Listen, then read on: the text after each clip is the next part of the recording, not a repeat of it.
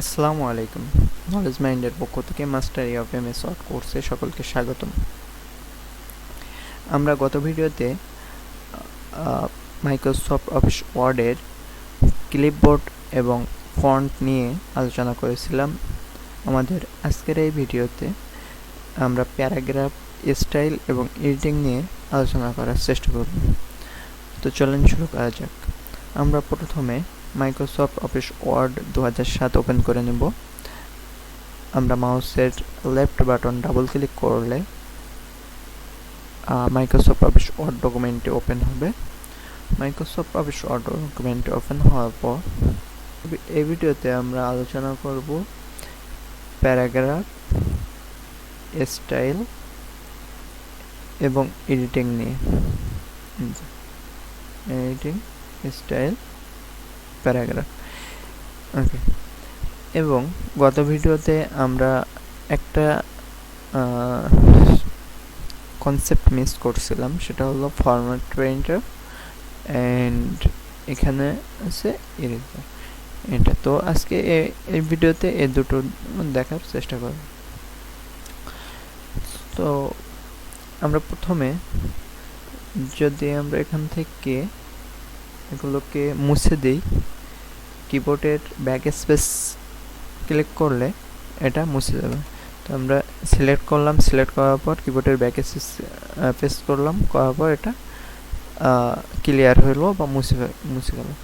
তো এখন আমরা যদি চাই যে কোনো একটা সিরিয়াল বা এটাকে বলে নাম্বারিং এবং বুলেটিং, তো আমরা যদি একটা বিষয় চিন্তা করি যে করবে 10টা পয়েন্ট লিখলাম। এখন আমরা এটা তো সিরিয়াল বাই সিরিয়াল যদি আমরা সাজাইতে চাই, তাহলে কন্ট্রোল এ প্রেস করলাম, সবগুলো সিলেক্ট করার জন্য কন্ট্রোল এ প্রেস করার পর আমরা এখন যদি এটাকে নাম্বারিং করতে চাই বা বুলেটিং করতে চাই, তাহলে এখান থেকে আমরা বুলেট লাইব্রেরি থেকে আমরা এভাবে বুলেটিং করতে পারি। এই এক ধরনের স্টাইল, এটা আরেকটা ধরনের স্টাইল, সার্কেল, এটা হলো স্কোয়ার, এমন টিক চিহ্ন, এরকম আমরা সবগুলো করতে পারি। এখন এগুলোকে আমরা যদি চাই যে এটা তো বুলেটিং করলাম, এখন যদি চাই আমরা এটা নাম্বারিং করতে চাই, 1 2 3 4 5 6 7 8 এমনভাবে নাম্বারিং করতে চাই, তাহলে এখান থেকে আপনার এই নাম্বারিং লাইব্রেরি থেকে 1 2 3 4 5 6 এভাবে সিরিয়াল বাই সিরিয়াল হতে পারে। অথবা আমরা যদি চাই যে এবিসি আকারে নাম্বারিং হবে, তাহলে আমরা সেটা এভাবে করতে পারি। দেখতে পাচ্ছেন যে এখানে চেঞ্জ হচ্ছে, কিন্তু আপনার আবার যদি কন্ট্রোল এ প্রেস করি, প্রেস করার পর আমরা নাম্বারিং করতে চাই, এটা নাম্বারিং হয়। তো এখন যদি চাই যে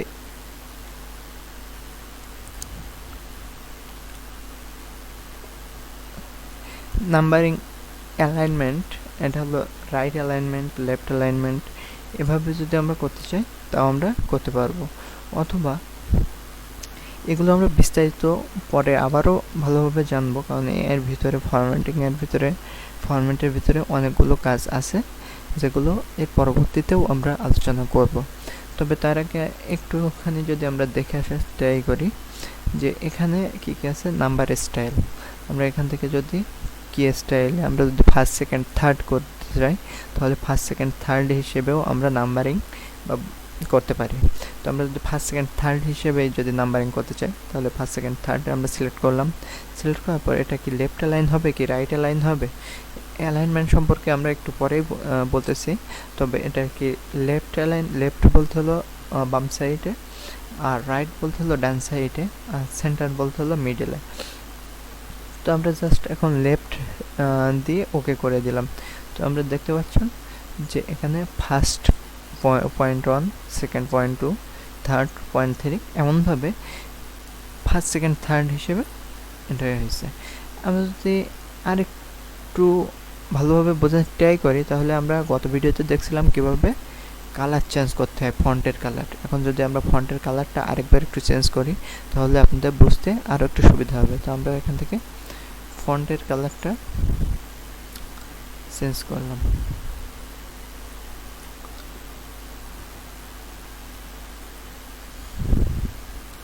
ফন্ট কালার, নাম্বারিং এবং বুলেটিং সম্পর্কে আমরা জানলাম। এখন আমরা দেখি যে লেফট অ্যালাইন, রাইট অ্যালাইন এবং সেন্টার অ্যালাইন, জাস্টিফাই অ্যালাইন এগুলো সম্পর্কে একটু জানার চেষ্টা করি।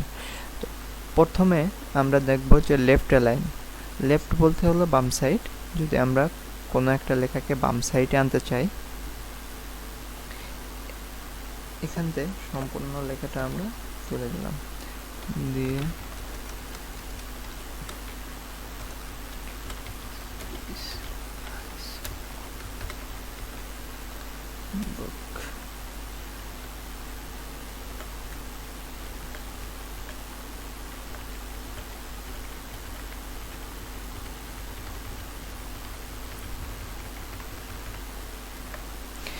এখন আমরা এই যে লেখাগুলোকে লিখলাম, এখন এটাকে যদি আমরা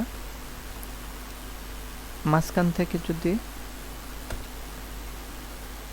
করে দিই তাহলে একটা গ্যাপ তৈরি করে নিলাম জাস্ট আপনাদের বোঝার সুবিধার্থে। এখন এই লেখাটা আছে কোন সাইডে? বাম সাইডে, অর্থাৎ কোন কি অ্যালাইন? Left align. এখন যদি আমরা এই লেখাটাকে মাঝখান বরাবর নিয়ে যেতে চাই তাহলে আমরা তখন সেন্টার অ্যালাইন দেব। জাস্ট এখান থেকে সেন্টার অ্যালাইনে ক্লিক করলে মাঝখান বরাবর চলে যাবে লেখাগুলো। এখন এই সেন্টার অ্যালাইনের শর্টকাট আছে কন্ট্রোল ই। কন্ট্রোল ই প্রেস করলে এটা মাঝখানে যাবে, আর কন্ট্রোল এল হলো লেফট অ্যালাইন, কন্ট্রোল আর হলো রাইট অ্যালাইন। যদি আমরা কিবোর্ড থেকে কন্ট্রোল আর প্রেস করি তাহলে রাইট অ্যালাইনে চলে যাবে, যে ডান সাইডে। এখন আমরা যদি কিবোর্ড থেকে কন্ট্রোল আর প্রেস না করে যদি আমরা করতে চাই, তখন আমরা প্রত্যেকটা লেখাকে সিলেক্ট করব। সিলেক্ট করার পর মানে যে লেখাটাকে আমরা রাইটে নিয়ে যেতে চাচ্ছি সেই লেখাটাকে সিলেক্ট করার পর আমরা রাইট অ্যালাইনে এখান থেকে ক্লিক করব। ক্লিক করলে রাইটে চলে যাচ্ছে। এখন যদি আমি এখান থেকে অল্প কিছু লেখাকে সিলেক্ট করে এপাশে নিয়ে আসতে চাই, লেফট অ্যালাইনে নিয়ে আসতে চাই, তাহলে কন্ট্রোল এল অথবা এখান থেকে ক্লিক করলে দেখেন লেফটে চলে আসলো। এখন যদি এই লেখাগুলোকে আমরা মাঝ বরাবর নিয়ে আসতে চাই তাহলে কন্ট্রোল ই প্রেস করলে মাঝ বরাবর আসবে, অথবা এখানে মাউসের লেফট বাটন ক্লিক করলে প্যারাগ্রাফ থেকে সেন্টার অ্যালাইনে ক্লিক করলে এখানে চলে আসবে। তো এটা গেল left align, right align, centre align. এখন যদি আমরা এই লেখাগুলোকে জাস্টিফাই করতে চাই, অর্থাৎ সবগুলো লেখা বামেও লেফট অ্যালাইন এবং রাইট অ্যালাইন দুই সাইডে এভাবে যদি আমরা কন্ট্রোল এ প্রেস করি এবং জাস্টিফাই অ্যালাইন দেই তাহলে দেখতে পাচ্ছেন যে সবগুলো লেখা জাস্টিফাই হয়ে গেছে। এখান থেকে যদি আমরা একটু সিলেক্ট করার পর যদি আমরা লেফট অ্যালাইন দিই তাহলে দেখতে পাচ্ছেন যে লেফট সাইডে একটুখানি সরে গেছে। আর যদি জাস্টিফাই দেই তাহলে দেখতে পাচ্ছেন যে দুই সাইডে স্কেল সমান আছে। তো এটা হলো left align, right align, centre align এবং জাস্টিফাইয়ের ব্যবহার। এখন নাম্বারিং দেখলাম, বুলেটিং দেখলাম এবং অ্যালাইনমেন্ট দেখলাম।